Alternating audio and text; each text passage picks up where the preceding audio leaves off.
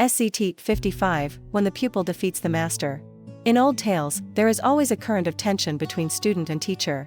The master sees further, knows more, holds the power of knowledge. At first the gap is a chasm, the student clumsy, weak, untested, the master quicker, wiser, stronger. And yet the story always bends toward that moment, when the pupil stands against the master and wins. This victory is rarely just physical. It is symbolic, proof that the pupil has grown, that he can walk his own path, even lead. The master's defeat is not always loss, sometimes it is joyful surrender, the final test, the handing over of the torch. But sometimes it is bitter, born of betrayal, misunderstanding, or true conflict. For the audience it is catharsis. We have watched the journey, from first stumbling step to triumph.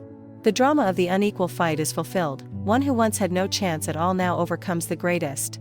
How do we arrive here? At the start, the master's superiority is unquestionable, knowledge, experience, authority. The pupil closes the distance through failure, practice, inner struggle. The final clash, whether ritual sparring or real battle, is never mere contest of skill. It is the birth of identity.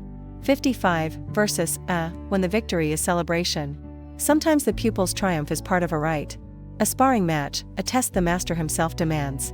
He welcomes defeat, for it means the pupil is ready.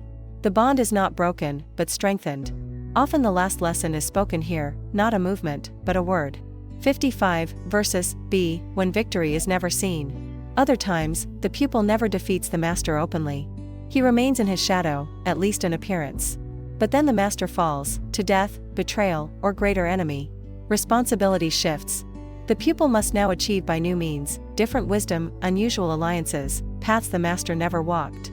The catharsis lies not in the duel, but in the realization, the master lives on in the student, and perhaps beyond. Why does it work? Because it speaks of growth and inheritance. The reader feels the long road behind the triumph, the failures, the training, the doubts. The moment the pupil overcomes is not just the end of a fight, but the close of an era, and the start of another. That is why this trope clings to the chosen hero narrative, often setting the stage for the great restoration of order. And why it strikes so deep, anyone who has ever learned from another feels its truth. One day, our story too will rest in our own hands.